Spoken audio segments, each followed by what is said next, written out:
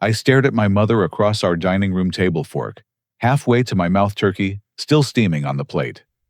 The Christmas lights twinkled softly behind her, casting warm shadows across the room I had been calling home for 3 years.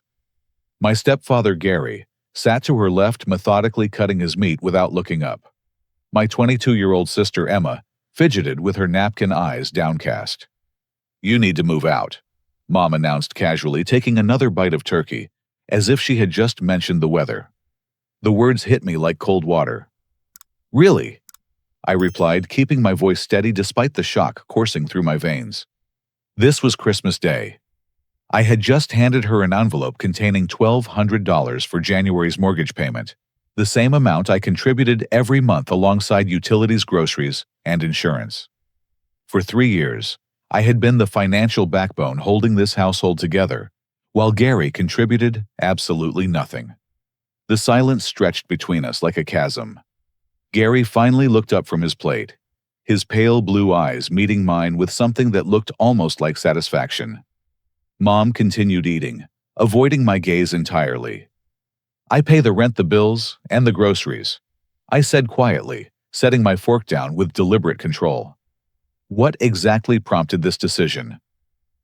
Gary cleared his throat, leaning back in his chair with the confidence of someone who believed he held all the cards. "Well, Brant, your mother and I have been discussing this for weeks. I need my home office back, and frankly, it's time you learned to stand on your own 2 feet. Home office. The spare bedroom that had been collecting dust for 2 years before I moved in. The room where Gary occasionally played video games and stored his collection of fishing magazines. Let me understand this correctly." I continued, pulling out my phone and opening my banking app. "You want me to move out of the room I rent, stop paying the mortgage I cover, cancel the utilities I handle, and discontinue buying the groceries that feed this family, so you can have a space for your home office?" Mom finally looked at me, her expression hardening. "Gary has been telling me that you should be contributing more. You're a grown man, Brant. You can't live here forever expecting us to take care of you." The irony was so thick, I could taste it. Take care of me. I scrolled through 3 years of bank statements, my finger stopping on transaction after transaction. Mortgage payments of $1,200 monthly. Electric bills averaging $150. Water, sewer, and trash collection at $85. Internet and cable at $120. Car insurance for 3 vehicles at $240 monthly, because Gary's driving record made him uninsurable on his own. "Gary," I said, turning to face him directly, "remind me again what you contribute to this household financially." His jaw tightened. "I contribute in ways that can't be measured in dollars, son. I maintain this property, I provide stability for your mother, and I'm trying to teach you responsibility." "Maintain the property," I repeated slowly. "You mean the lawn you mow twice a month during summer weather permitting?" Emma shifted uncomfortably in her chair. She had been silent through this entire exchange, but I caught her glancing between Gary and me with growing unease. I turned my phone screen toward Mom, showing her December's transactions. Mortgage payment to First National Bank $1,200. Commonwealth Edison $162. City of Naperville Utilities $87. Comcast $118. State Farm Insurance $243. Whole Foods, Target and Jewel Osco grocery receipts totaling $415. Gary's truck payment to Ford Credit $386. Mom's face flushed red. "You don't need to embarrass Gary by listing everything." "Embarrass him?" I scrolled further back. "Mom, I've paid nearly $60,000 in household expenses over the past 3 years. Gary's total financial contribution in that same period has been $0.00. Gary slammed his hand on the table, making the glasses jump. "This is exactly the kind of disrespectful attitude I've been talking about, Linda. He thinks because he pays some bills, he can talk down to me in my own home." "Your home?" I asked quietly. "Our home," he corrected quickly, but the damage was done. Emma finally spoke up, her voice barely above a whisper. "Gary, that's not fair. Brant does pay for everything." Gary's attention snapped to her like a predator, focusing on movement. Emma, this is between the adults. You don't understand the full situation. Actually, Emma said, her voice growing stronger, I understand more than you think. I've heard you talking to the neighbors. I've heard you calling Brant a mama's boy who needs to be taught a lesson. The color drained from Gary's face. Mom looked between them, confusion replacing her earlier defensiveness. What is she talking about, Gary? Nothing, he said quickly. Emma's exaggerating. I'm not exaggerating, Emma insisted, turning to Mom. Last week, when you were at book club, Gary told Mr. Peterson next door that Brant was a grown man who needed to be kicked out before he became a permanent leech. He said Brant was taking advantage of your kindness, and that real men don't live with their mothers past 25. The room fell silent except for the soft hum of Christmas music playing from the kitchen radio. Mom stared at Gary, something shifting in her expression. Is that true? She asked him. Gary's mouth opened and closed several times before he found his voice. Linda, honey, you know how neighbors can twist things. I might have mentioned that Brant should be more independent, but I would never call him names. I felt a cold clarity settling over me, the kind that comes when puzzle pieces finally click into place. This wasn't about independence, or responsibility, or home offices. This was about something else entirely. Mom, I said gently, when exactly did Gary suggest I should move out? She hesitated, glancing at Gary before answering. He's been mentioning it for a few weeks. He said it would be good for you to have your own place, that you'd never grow up if we kept enabling you. Enabling me, I repeated, by letting me pay your mortgage and bills. That's not how he put it, Mom said defensively, but her voice lacked conviction. I looked around the table at these three people who were supposed to be my family. Emma met my eyes with an expression of apology and support. Mom looked confused and defensive. Gary looked angry and cornered. You know what? I said, standing up slowly.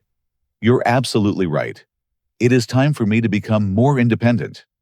Gary smiled, thinking he had won. I'll be out by tomorrow morning, I continued. And since you feel I've been taking advantage of your generosity, I'll be canceling all the automatic payments I have set up for this household. The mortgage payment, the utility bills, the insurance premiums, and Gary's truck payment will all revert to your responsibility as of January 1st. The smile disappeared from Gary's face like someone had flipped a switch. Now wait a minute, he started. No, I said firmly. You wanted me to learn independence. Consider this my first lesson. Independence means not paying other people's bills. Mom's eyes widened as the full implications hit her. Brant, honey, maybe we should talk about this more. Gary didn't mean you had to leave immediately. Actually, Mom, Gary was very clear. He said it was time I learned to stand on my own 2 feet. Well, I'm standing, and I'm walking out that door tomorrow morning. I picked up my napkin from my lap and placed it beside my plate with deliberate care. Thank you for a memorable Christmas dinner. Emma, you're welcome to visit me once I get settled. Gary stood up abruptly. You're being dramatic and childish, Brant. This is exactly why you need to grow up. I looked at him for a long moment. This man who had moved into our lives 3 years ago, with nothing but a suitcase and a broken-down truck, who had been living rent-free in a house my mother owned, while I covered every expense. Gary. I said quietly, you have until January 1st to figure out how you're going to pay for your lifestyle. That gives you exactly 1 week. I walked toward the stairs leading to my room, pausing only when Emma called my name. Brant, wait. I turned back to see her standing beside her chair, tears in her eyes. I'm sorry, she whispered. You have nothing to apologize for, I told her. None of this is your fault. As I climbed the stairs, I heard Gary's voice rising behind me, angry and desperate now that the reality of the situation was sinking in. Linda, you can't let him manipulate you like this. He's trying to control us with money. Control them with money. The same money that had been keeping a roof over their heads and food on their table for 3 years. I walked into my room and looked around at the space I had called home. Tomorrow morning, I would pack my belongings and walk away from the family that had just told me I wasn't welcome at Christmas dinner. The irony wasn't lost on me. Gary had wanted to teach me about independence. He was about to get a very expensive education in the subject himself. I woke up at 5:30 the next morning to the sound of Gary and Mom arguing in hushed voices downstairs. Their words were indistinct, but the tension was unmistakable. I lay in bed for a few minutes, staring at the ceiling, and listening to their heated whispers drift up through the heating vents. Getting dressed quietly, I began the methodical process of packing my life into boxes and suitcases. 3 years of accumulated belongings, clothes, books, electronics, personal documents, and keepsakes.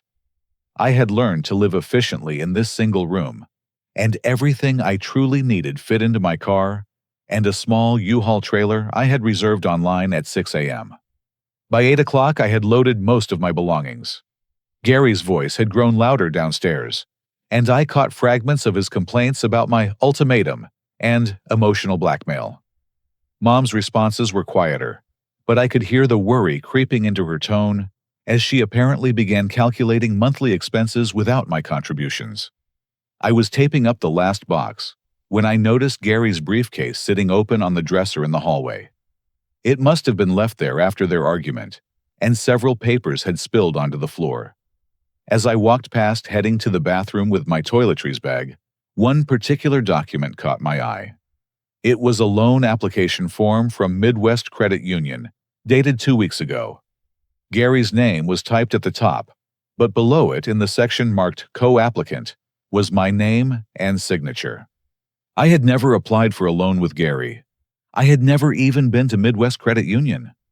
Setting down my toiletries bag, I picked up the paper and examined it more closely. The signature looked remarkably similar to mine, but the pen strokes were slightly different. The B in Brant had a flourish I never used, and the T at the end was crossed with a line that slanted the wrong direction. My hands trembling slightly, I gathered the other papers from the floor and Gary's briefcase. What I found made my stomach drop. 3 more loan applications each with my forged signature. A credit card application for a Visa card with a $15,000 limit.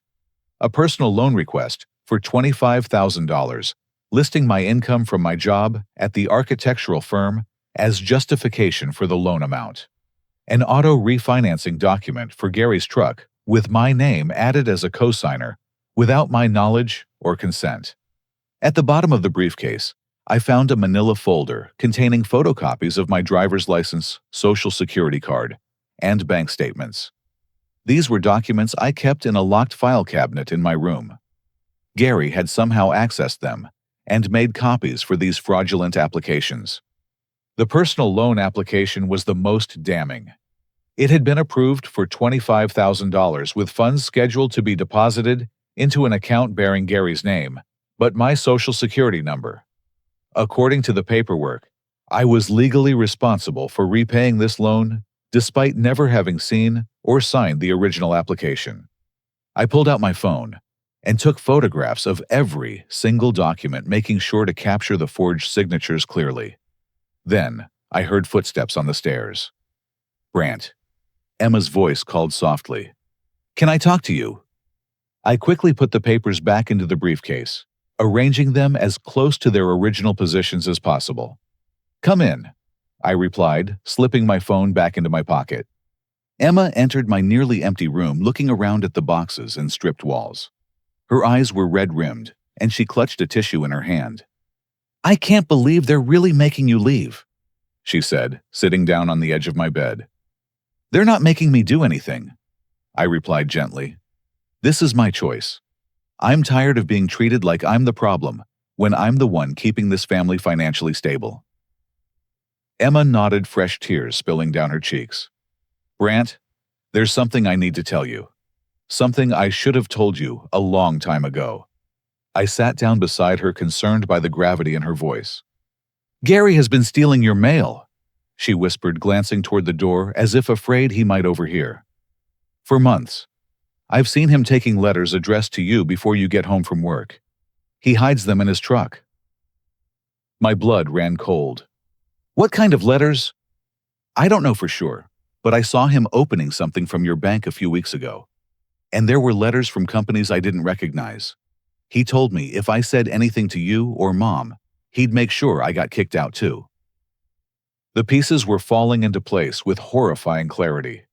Gary hadn't just been forging my signature for loans. He had been intercepting my mail to prevent me from discovering the fraud.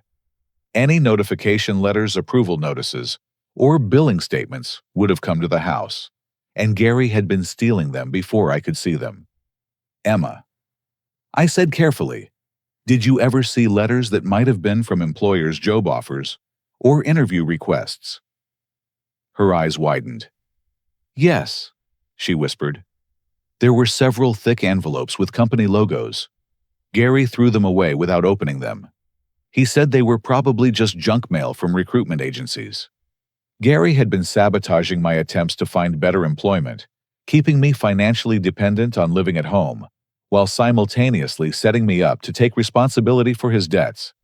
It was a calculated scheme designed to trap me in this house as his personal ATM, while destroying my credit and financial independence.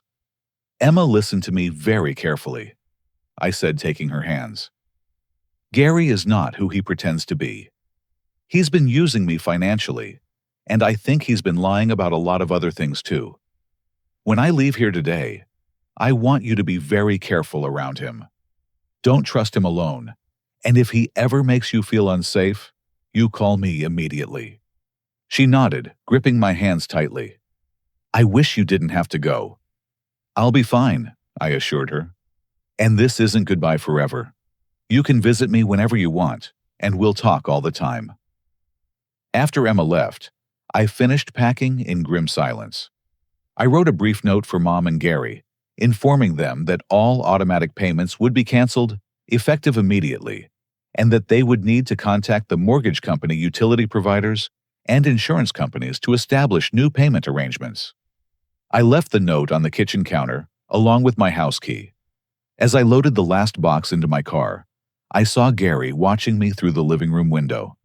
His expression was unreadable, but something about his stillness made me uneasy. He knew I was taking away his financial safety net, but he didn't know yet that I had discovered his identity theft scheme. I drove away from the house where I had spent 3 years of my life, without looking back. In my rearview mirror, I could see Gary stepping outside to watch my departure. There was something predatory about his posture, like someone calculating his next move. The $25,000 in loans Gary had taken in my name would come due soon. When that happened, he would discover that his scheme had a fatal flaw. I was no longer available to be his scapegoat.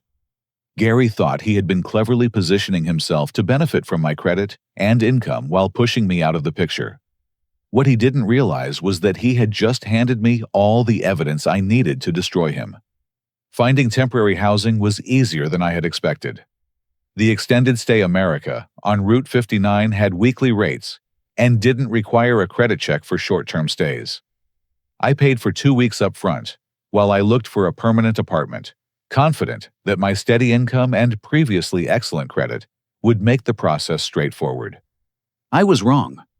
The first apartment complex I visited was Willowbrook Gardens, a modest community with 1-bedroom units in my price range. The leasing agent, a friendly woman named Carol, seemed impressed by my employment verification and income documentation. "Everything looks great on paper, Mr. Sullivan," she said, typing my information into her computer. "Let me just run your credit report, and we can get you approved today." I waited confidently while she processed the application. My credit score had been in the 780 range the last time I checked, and I had never missed a payment on anything. Carol's expression changed as she stared at her computer screen. She frowned, scrolled up and down, then looked at me with confusion. "I'm sorry, Mr. Sullivan, but there seems to be some kind of error with your credit report. The score is showing as 520, which doesn't match your income level at all." 520. That was barely above the minimum threshold most landlords would consider, and it was nearly 300 points lower than my actual credit score. "That can't be right," I said, leaning forward.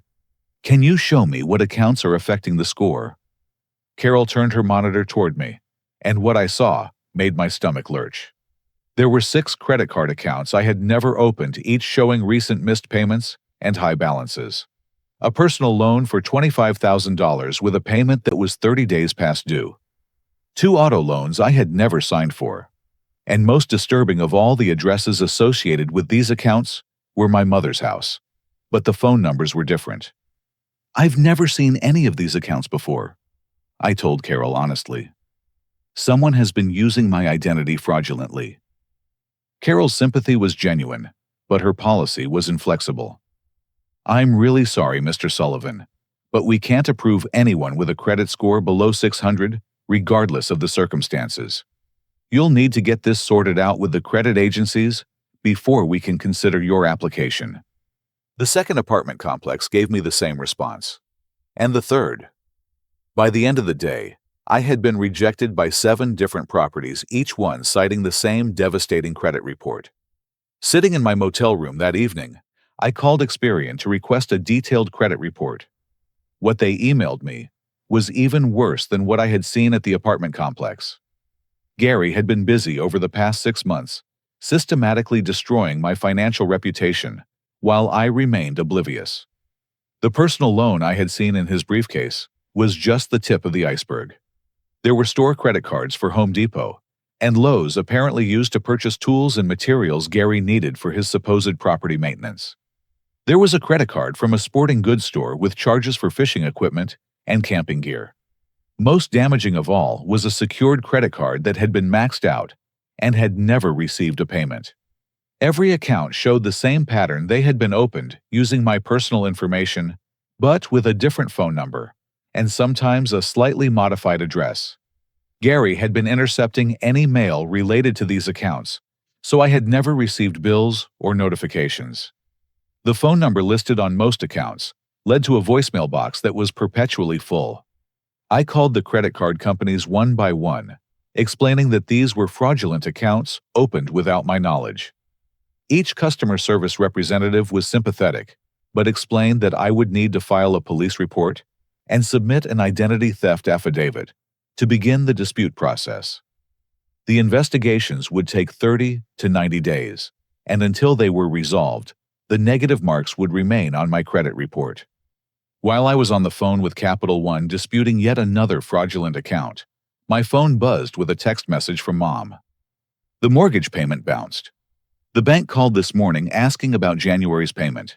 We need to talk." I stared at the message for a long moment before responding. "The automatic payment was canceled as promised. You'll need to make arrangements with your lender." My phone rang immediately. Mom's name appeared on the screen, but I let it go to voicemail. She called again, then a third time. Finally, I answered. "Brant, honey, please don't do this out of spite. I know we handled things poorly yesterday, but we can work this out." "Mom, this isn't spite. This is exactly what you and Gary wanted. You told me it was time to be independent, so I'm being independent. That means I'm no longer responsible for your household expenses." "But we can't afford the mortgage without your contribution. Gary doesn't make enough to cover everything, and my part-time job barely pays for groceries." The irony was staggering. After 3 years of Gary telling her I was a burden who needed to learn responsibility, she was now discovering that I had been the only thing standing between them and financial ruin. "Mom, that's something you should have considered before telling me to move out on Christmas Day." "Gary said he didn't realize how much you were actually contributing. He thought you were only paying for your room and some groceries. He didn't know about the mortgage and utilities." I closed my eyes, fighting back the anger that threatened to overwhelm my composure. "Mom, I showed you bank statements yesterday. I listed every bill I pay. Gary was sitting right there when I went through the numbers. He says he was upset and wasn't thinking clearly. He wants to apologize and ask you to come back." "It's too late for that," I said firmly. "I've already given up my room and signed a lease elsewhere." It was a lie, but I needed to make it clear that this decision was final. "Where are you living?" she asked. "That's not something you need to worry about anymore." After I hung up, my phone rang again, but this time it was an unknown number with a local area code. This is Gary. We need to talk. His voice was tight with barely controlled anger. Nothing like the conciliatory tone Mom had suggested he wanted to take. I don't think we have anything to discuss, Gary. Listen to me, you little shit. You think you can just walk away and leave your mother high and dry. You think you can manipulate her by withholding money. I think I can spend my money however I choose, just like you suggested I should learn to do. Don't get smart with me. You're going to come back here and resume your payments, or there will be consequences you won't like. The threat was unmistakable and something cold settled in my chest. Are you threatening me, Gary? I'm promising you. Your mother raised you better than this, and I'm going to make sure you do the right thing. Gary, let me make something clear to you. I don't owe you or anyone else in that house a single penny. I paid for 3 years because I chose to help my family. That help is no longer welcome, so it's no longer available. We'll see about that, he said, and the line went dead. I sat in my motel room looking at my phone and feeling a chill that had nothing to do with the temperature. Gary's voice had carried a menace that suggested he wasn't planning to simply accept this new financial reality. Combined with the identity theft, I had discovered Gary's threatening phone call painted a picture of someone who was willing to go to extraordinary lengths to maintain his parasitic lifestyle. He had been systematically stealing my identity, intercepting my mail, sabotaging my job opportunities, and manipulating my mother against me, all while positioning himself as the victim of my supposed irresponsibility. Tomorrow, I would need to file a police report about the identity theft and start the long process of repairing my credit. But tonight, I double-checked the locks on my motel room door and kept my phone within easy reach. Gary had revealed himself to be much more dangerous than I had initially realized, and I suspected this was just the beginning of his retaliation. The Naperville Police Department was busier than I expected for a Tuesday morning. I waited for nearly an hour before Officer Martinez called my name and led me to a small interview room. Identity theft cases are unfortunately common these days, she said, opening a folder and pulling out forms. Let's start with the basics and work through what you've discovered. I laid out the printed copies of my credit report, the photographs I had taken of the forged loan documents, and a timeline of events going back 6 months. Officer Martinez listened carefully, taking notes and asking clarifying questions. The fact that the perpetrator lives in your household complicates things, she admitted. Most identity theft cases involve strangers who steal mail or hack databases. When it's someone with legitimate access to your personal information, we need to prove intent to defraud rather than just unauthorized use. He forged my signature on multiple loan applications, I pointed out. How is that not clear, intent to defraud? It absolutely is, but we'll need those original documents as evidence. The photographs help establish probable cause, but we'll need search warrants to seize the actual paperwork. Officer Martinez explained that identity theft investigations could take weeks or months, especially when they involved multiple financial institutions and complex paper trails. She gave me case numbers and reference information for the credit agencies, but warned me that the damaged credit would likely remain on my report until the investigation concluded. After leaving the police station, I drove to the law offices of Martinez & Associates, a small firm specializing in consumer protection and identity theft cases. The receptionist informed me that attorney Sarah Martinez could see me that afternoon if I was willing to wait. Sarah Martinez was Officer Martinez's older sister, a coincidence that felt like a sign that things might finally start moving in my direction. She listened to my story with the focused attention of someone who had seen similar cases before. The interstate nature of this fraud makes it a federal case. She explained, examining the documents I had brought. Your stepfather has committed mail fraud, identity theft, and possibly wire fraud if he's moved money electronically. The fact that he's been systematically intercepting your mail to cover his tracks shows sophisticated planning. How do we prove that he's been stealing my mail?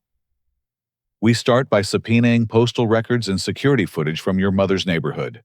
Many mail carriers use GPS tracking that can show exactly when and where deliveries were made. If Gary has been taking your mail before you arrived home from work, there will be a pattern we can establish. Sarah agreed to take my case on a contingency basis, meaning I wouldn't pay attorney fees unless we recovered damages. She immediately began drafting motions for emergency credit repair and restitution claims. "There's one more thing we should investigate," she said, turning to her computer. "Identity thieves often have patterns of behavior that extend beyond their current victims.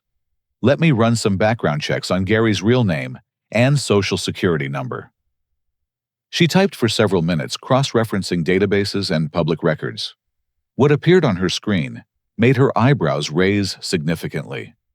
"Brant, your stepfather's real name is Gary William Henderson, but he's been using at least 3 different surnames over the past 10 years. He was married to a woman named Patricia Henderson in Phoenix, Arizona, from 2015 to 2018. There's no record of that marriage being legally dissolved." My stomach dropped. "Are you saying he's still married to someone else?" "It appears that way, which would make his marriage to your mother invalid under Illinois law." She continued typing. "There's more. Gary has been collecting Social Security disability benefits in Arizona since 2016, claiming he's unable to work due to a back injury. But according to your mother, he's been doing physical labor around your property for 3 years. Disability fraud was a federal offense, and if Gary had been working while collecting benefits, he had been defrauding the government for years." "There's something else." Sarah continued, her frown deepening. "Gary Henderson owes approximately $47,000 in back child support across 3 different states. There are active warrants for his arrest in Arizona and Nevada. The man who had been living in our house eating food I paid for, driving a truck I helped finance, and systematically destroying my credit, was a career criminal who had been running from legal troubles across multiple states." "Sarah, how is this possible? Don't people do background checks before getting married?" "You'd be surprised how often this happens. Con artists like Gary target vulnerable people, usually women with assets or stable living situations. They're charming. They move quickly to establish themselves in the household, and they're very skilled at deflecting questions about their past." Sarah explained that Gary's pattern was classic. Find a divorced or widowed woman with property and adult children, establish a romantic relationship, quickly move into the home, then begin exploiting the financial resources available. The adult children often became unwitting targets because they had better credit and higher incomes than the primary victim. "Your mother was the perfect mark," Sarah said gently. "A homeowner with a steady job and an adult son who was financially responsible. Gary has probably been planning this fraud since the day he moved into your house."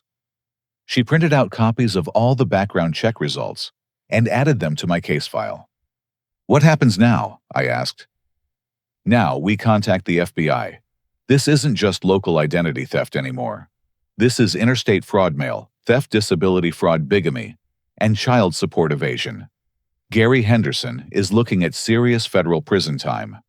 As I left Sarah's office, my phone buzzed with another text message from Mom. "Gary had to go out of town suddenly for a family emergency. He'll be back next week to discuss everything with you." I stared at the message with grim satisfaction. Gary's sudden departure probably meant he had realized that I was no longer an easy mark, and that staying around might expose him to uncomfortable questions. What Gary didn't know was that it was already too late to run. Sarah was filing federal complaints that afternoon, and the investigation would follow him wherever he went. Gary had spent months setting a trap designed to destroy my financial independence and keep me locked into supporting his lifestyle. But in his arrogance, he had left a paper trail that would lead federal investigators directly to him. The hunter had become the hunted, and Gary was about to discover that identity theft was a crime with consequences that extended far beyond the money he had stolen. The call came at 6:15 in the morning, 3 days after Gary's sudden departure. Mom's voice was shaking so badly, I could barely understand her words. "Brant, I need you to come home right away. Something terrible has happened." "What's wrong?" I asked, instantly awake despite having been sound asleep moments before. Gary is gone, really gone. And there are things missing, and I found documents, and I don't understand what's happening." She was crying now, her words coming in gasps between sobs. "Mom, slow down. Take a deep breath and tell me what you found." "Our bank account is empty. Every penny we had saved is gone. And there are papers hidden in Gary's closet papers with your name on them. And I think he's been stealing from you too." The federal investigation that Sarah had initiated was moving faster than any of us had expected. FBI financial crimes investigators had moved quickly to freeze accounts and trace electronic transfers once they realized the scope of Gary's fraud network. "Emma is here with me," Mom continued. "She's the one who found Gary's hiding place. Brant, I think I've made a terrible mistake." I arrived at the house 20 minutes later to find Mom and Emma sitting at the kitchen table, surrounded by documents and printouts. Mom looked like she had aged 10 years in the past week. Her eyes were red and swollen, and her hands shook as she reached for her coffee cup. "He took everything," she whispered as I sat down beside them. "The savings account, the emergency fund, even the money from my Christmas bonus. $12,000 just gone." Emma pushed a stack of papers toward me. "We found these hidden behind his clothes in the closet. I was looking for clues about where he might have gone, and I found this whole folder taped to the back wall." The folder contained Gary's real documentation, his driver's license showing his true name as Gary William Henderson, not Gary Walsh, as he had told my mother. Bank statements from Arizona showing disability payments being deposited monthly. Most damning of all was a handwritten notebook detailing his entire scheme. I read through Gary's notes with growing disbelief. He had documented everything with the precision of someone planning a complex operation. Target identification: Linda Sullivan, homeowner, divorced, stable income, adult son with good credit. Entry strategy: romantic relationship, move in quickly, establish financial dependence. Exploitation plan: use son's credit for loans. Intercept mail, isolate family members, maintain control through manipulation. The notebook contained details about other families Gary had targeted over the past 5 years. The Hendersons in Arizona, the Williams family in Nevada, the Brooks family in Colorado. Each entry described the same pattern: identify assets, establish relationships, exploit resources, disappear when exposure became likely. "Mom," I said gently, "Gary isn't who he told you he was. His real name is Gary Henderson. He's married to someone else in Arizona, and he's been running this same con on families across multiple states." She stared at me with the expression of someone whose entire reality had just collapsed. "Married to someone else." Emma reached over and took Mom's hand. "There's more. Show him the real estate documents." At the bottom of Gary's folder were forged papers showing that he had been attempting to sell the house by impersonating Mom's signature on property transfer documents. He had already contacted 3 different real estate agents, claiming that Mom was too busy with work to handle the meetings herself. "He was going to steal our house," Mom whispered. "He was going to sell it and disappear with the money." The full scope of Gary's plan became clear as I read through his notes. He had been positioning himself to drain every available resource from our family: my credit, Mom's bank accounts, the equity in the house, and probably Emma's college fund, if he could have accessed it. The notebook contained careful calculations showing the total value he expected to extract: nearly $200,000. "I'm so sorry, Brant," Mom said, tears streaming down her face. "I chose him over my own son. I believed his lies about you, instead of trusting what I could see with my own eyes." The anger I had carried for the past week began to fade, replaced by sadness for how completely Gary had manipulated all of us. "Mom, Gary is a professional con artist. He's been doing this for years, and he's very good at it. You're not the first person to be fooled by him, and you won't be the last. But I should have known better. I should have listened to you. I should have protected my family instead of letting an outsider turn us against each other." Emma squeezed Mom's hand. "He threatened me, Mom. He said if I told you or Brant what he was really like, He'd make sure I couldn't afford college. I was scared of him.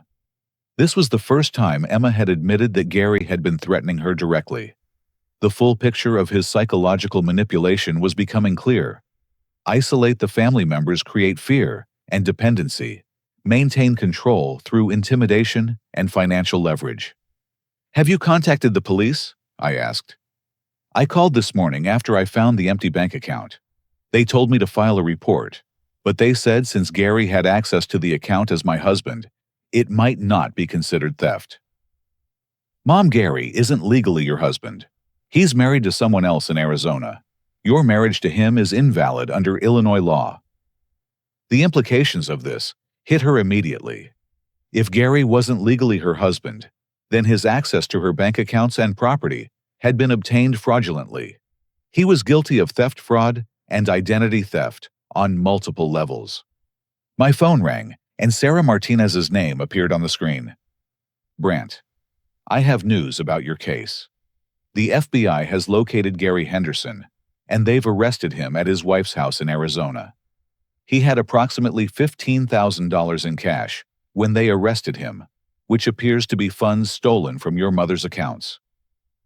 I put the phone on speaker so Mom and Emma could hear. "The federal charges include mail fraud, identity theft, wire fraud, disability fraud, and interstate transportation of stolen property. He's also being held on outstanding warrants for child support violations. The prosecutor expects to add additional charges related to bigamy and property fraud." Mom covered her mouth with her hands, staring at the phone in shock. "Ms. Martinez," I said, "my mother is here with me. She just discovered that Gary stole her savings and was attempting to fraudulently sell her house. Mrs. Sullivan, I'm very sorry for what you've been through. The FBI will want to interview you about the stolen funds and the property fraud attempt. All of Gary's crimes are connected, and your testimony will be crucial for the federal case." After the call ended, we sat in silence for several minutes. The house felt different somehow, as if Gary's presence had been a dark cloud that was finally lifting. "What happens now?" Mom asked. "Now we wait for the legal system to work," I replied. "Sarah says the federal prosecutor is confident about getting convictions on multiple charges. Gary will probably spend several years in federal prison." "And what about us? What about our family?" I looked at my mother, this woman who had raised me and loved me, but had been so completely deceived by a predator that she had chosen him over her own children. "That depends on you, Mom.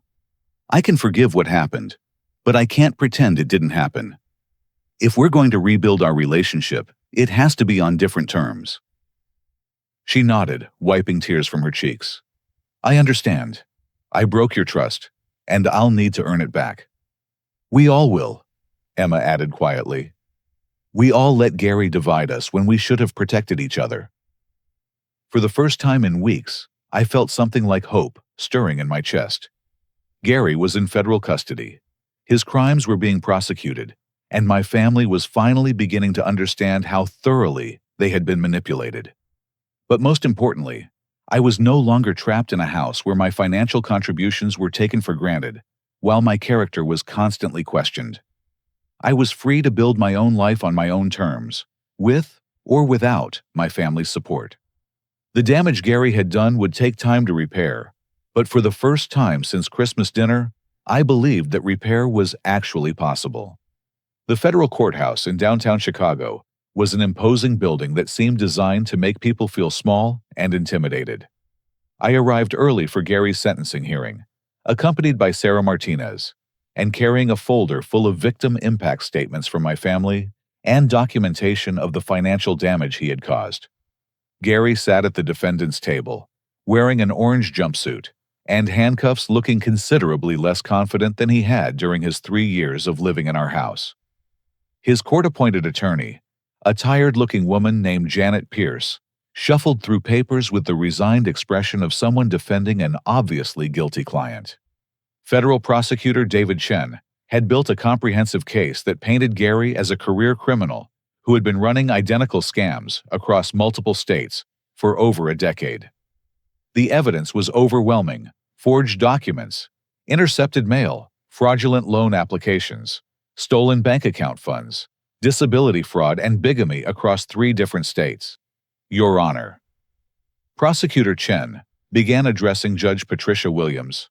The defendant represents a clear and ongoing danger to vulnerable families across the United States.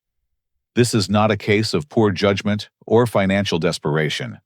This is a calculated criminal enterprise designed to systematically exploit and destroy innocent people. The prosecutor outlined Gary's history methodically. The Henderson family in Arizona, where Gary had stolen $37,000 from his wife Patricia's retirement account before disappearing. The Williams family in Nevada, where he had run up $43,000 in credit card debt using their teenage son's identity. The Brooks family in Colorado, where he had attempted to mortgage their ranch property without their knowledge. In each case, Chen continued, the defendant followed the same pattern. He identified families with assets, established romantic relationships with divorced or widowed women, moved into their homes, gained access to their personal information, and then systematically exploited their resources while psychologically manipulating the family dynamics to prevent discovery. When it was time for victim impact statements, Patricia Henderson took the stand first. She was a woman in her 50s, with graying hair and tired eyes, speaking in a voice that barely rose above a whisper. "Gary told me he loved me," she said, looking directly at the defendant. "He said we were going to build a life together. Instead, he stole my retirement savings and left me facing foreclosure on my home. I trusted him with my heart and my future, and he destroyed both." Thomas Williams, the teenager from Nevada, whose identity Gary had stolen, spoke next. He was 19 now, but the impact of Gary's fraud had derailed his plans for college and military service. "I couldn't enlist because my credit was destroyed," Thomas explained. "I couldn't get student loans because I was supposedly already in default on loans I never took. Gary didn't just steal money from my family. He stole my future opportunities." When my turn came to speak, I looked at Gary for the first time since entering the courtroom. He met my eyes briefly, then looked away with something that might have been shame. "Your Honor, the defendant didn't just commit financial crimes against my family. He systematically worked to destroy our relationships with each other. He manipulated my mother into believing that I was irresponsible and ungrateful. He threatened my sister into silence about his true behavior. He isolated us from each other so that we couldn't compare notes and discover his lies." I described the Christmas dinner confrontation, the discovery of the forged documents, and the months of investigation that had followed. Gary Henderson is skilled at identifying people's vulnerabilities and exploiting them. He knew my mother had been hurt by her divorce and wanted to believe someone could love her. He knew I was financially responsible and could be counted on to pay bills. He knew my sister was young and could be intimidated into keeping secrets. I paused, looking at Gary again. This time, he didn't look away. The most insidious part of his scheme wasn't the money he stole.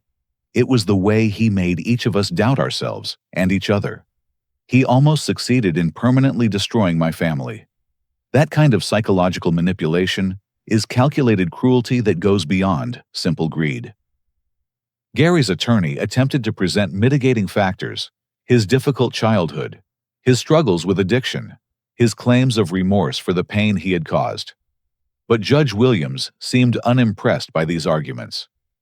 "Mr. Henderson," the judge said, addressing Gary directly, "you have pled guilty to 12 federal charges involving fraud, identity theft, and interstate transportation of stolen property. The evidence shows that you have been running these schemes for over a decade, victimizing multiple families, and showing no genuine remorse until you were caught." Gary stood as the judge continued. "The court recognizes that you experienced hardships in your childhood and have struggled with personal demons. However, these factors do not excuse or diminish the calculated nature of your crimes. You are a predator who specifically targets vulnerable families, and your actions have caused devastating financial and emotional damage to numerous victims. Judge Williams sentenced Gary to 8 years in federal prison, followed by 5 years of supervised probation. She also ordered him to pay full restitution to all victims, approximately $230,000 in total damages. Mr. Henderson, when you are released from prison, you will be prohibited from entering into romantic relationships without disclosing your criminal history to potential partners. You will be required to submit to regular financial audits and psychological counseling. Any attempt to contact your victims or their families will result in immediate revocation of your parole. As Gary was led away in handcuffs, he looked back at the gallery where Patricia Henderson, Thomas Williams, and I were sitting. For just a moment, his carefully constructed facade cracked, and I saw something that might have been genuine regret in his eyes. Outside the courthouse, Sarah Martinez explained that the restitution order meant Gary's future wages would be garnished to repay his victims, and any assets he had hidden would be seized by federal marshals. My credit had already been completely restored, and the negative marks removed from my report. The federal conviction also means that the identity theft charges in Illinois will be dropped since they're covered by the federal case, Sarah explained. Gary will serve his full sentence in federal prison, and he'll be closely monitored when he's released. Patricia Henderson approached me as we stood on the courthouse steps.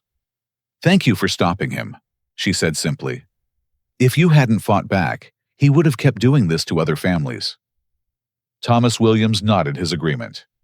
"The FBI said our cases were what convinced them to make this a priority investigation. Gary might have gotten away with it if you hadn't gathered all that evidence." As I drove home to my new apartment, I reflected on the strange journey that had begun with a Christmas dinner confrontation and ended with federal convictions. Gary had intended to use me as a financial resource while slowly pushing me out of my own family. Instead, his greed and overconfidence had provided the evidence needed to stop a criminal enterprise that had been victimizing families for years. The damage Gary had caused would take time to fully repair, but justice had been served. He would spend the next 8 years in federal prison, and when he was released, he would be under constant supervision that would prevent him from running similar schemes.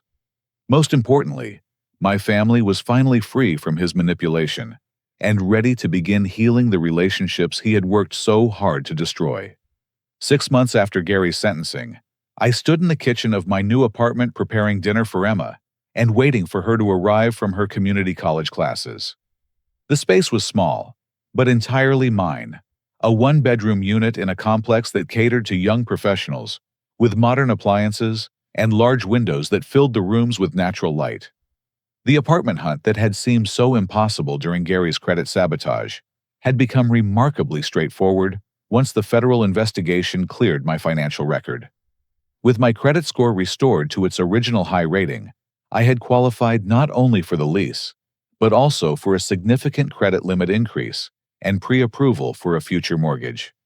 My job at the architectural firm had also improved dramatically once I was no longer dealing with the constant stress of Gary's psychological manipulation and financial exploitation. My supervisor had noticed my increased focus and energy, leading to additional responsibilities and a salary increase that made my new independent lifestyle completely sustainable. Emma arrived promptly at 6, carrying her textbooks and wearing the confident smile that had replaced the anxious expression she had worn throughout Gary's residence in our house. Her college fund, which Gary had been attempting to access before his arrest, remained intact and was now supplemented by a partial restitution payment from his seized assets. "How was your psychology class?" I asked as she set her books on my kitchen counter. "Fascinating," she replied, washing her hands at the sink. "We're studying manipulation tactics and psychological abuse. It's helping me understand what Gary was doing to all of us." Emma had chosen to major in psychology with a focus on family counseling, inspired partly by our experience with Gary's manipulation and her desire to help other families recognize and escape similar situations. Her grades were excellent, and she had already been accepted for an internship with a domestic violence counseling center. "Speaking of psychology," she continued, "I got a letter from Mom yesterday. She wanted me to ask if you've considered her request. Mom had been writing to both of us regularly, since Gary's sentencing, working through her own therapy sessions, and taking responsibility for the choices she had made during Gary's 3-year residence. Her letters were thoughtful and honest, acknowledging the damage Gary's manipulation had caused, while avoiding excuses or attempts to minimize her role in choosing his version of events over her own son's evidence. The letter Emma was referring to contained Mom's request to meet for dinner, not at the family home, but at a neutral restaurant, where we could talk without the emotional weight of the space where Gary had orchestrated so much manipulation. "What do you think?" I asked Emma as we sat down to eat. "I think Mom has learned something important about herself," Emma replied carefully.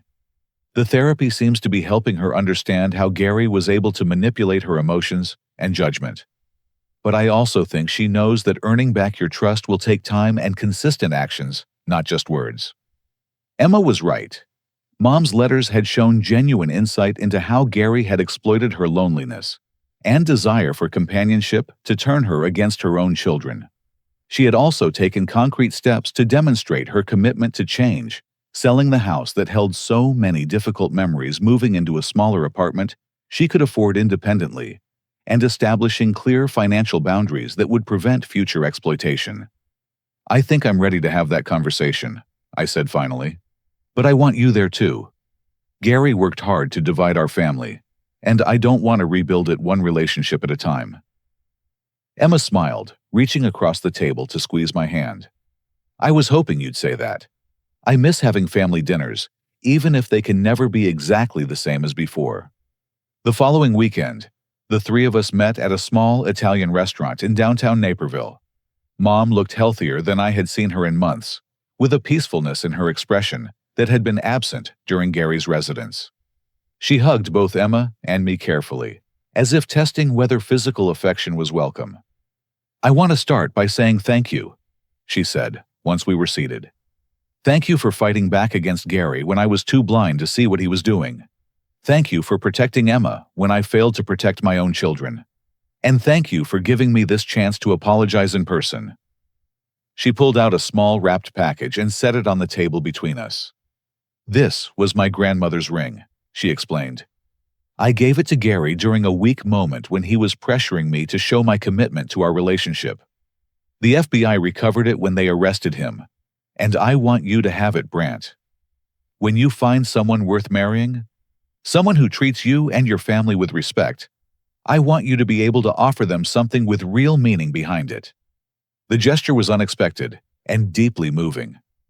The ring had been in our family for 3 generations, and Mom's decision to entrust it to me represented more than an apology. It was a statement of faith in my judgment, and a recognition that I had proven myself capable of protecting what mattered most. We spent the next 2 hours talking through everything that had happened, from Gary's initial arrival in our lives to the federal investigation that had exposed his true nature. Mom answered every question honestly, even when the answers reflected poorly on her own choices and judgment. "I think the hardest thing to accept," she said near the end of our conversation, "is that Gary never loved me. Everything he said and did was calculated to gain access to our resources and manipulate our family dynamics. I fell in love with someone who never actually existed." Emma reached over to take Mom's hand. "But you learned to recognize the signs of manipulation, and you're in therapy to make sure it never happens again. That's what matters now." As we prepared to leave the restaurant, Mom made one final request. "I know I don't have the right to ask this, but I hope that someday we can be a real family again. Not the same as before because Gary changed all of us, but maybe something stronger because we survived his attempt to destroy us."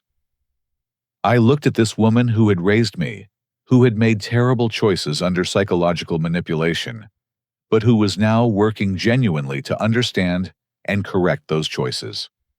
"We're already a family again, Mom," I said. "A different kind of family, one that's learned to recognize manipulation and protect each other from predators. Gary thought he could divide us permanently, but he just taught us how strong we could be when we stand together." 3 months later, I received notice that Gary's first restitution payment had been processed.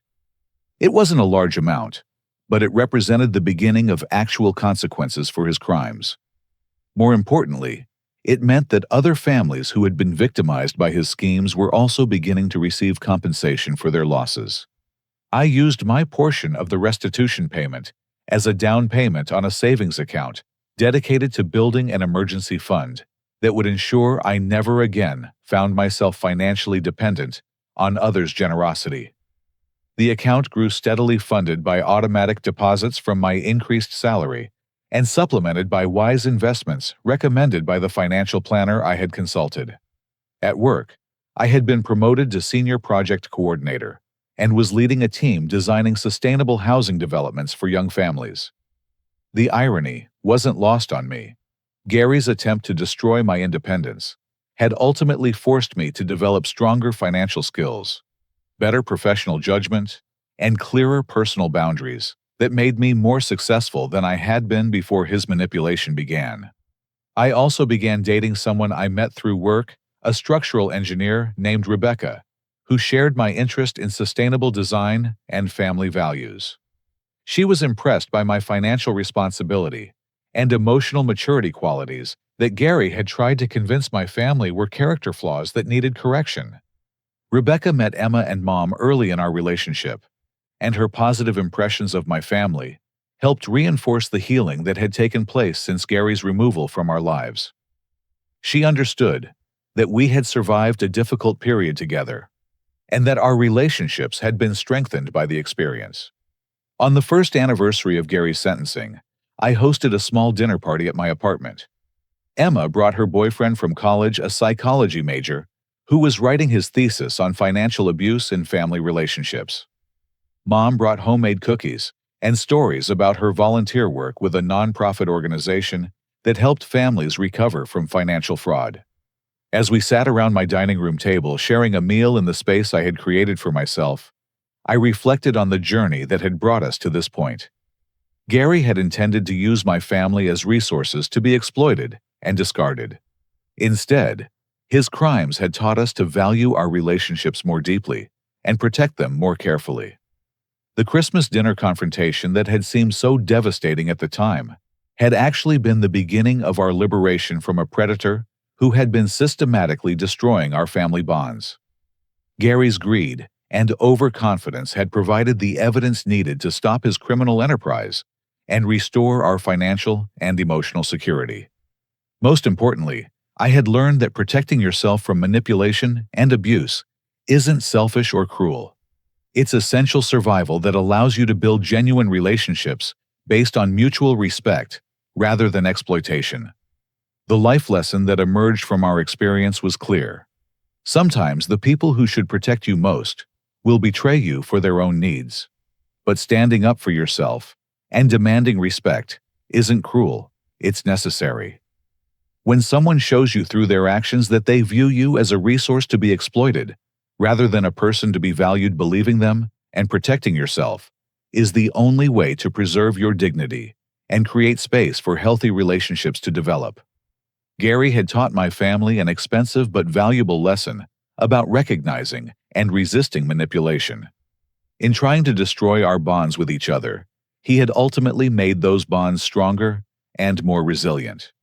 Now I want to hear from you.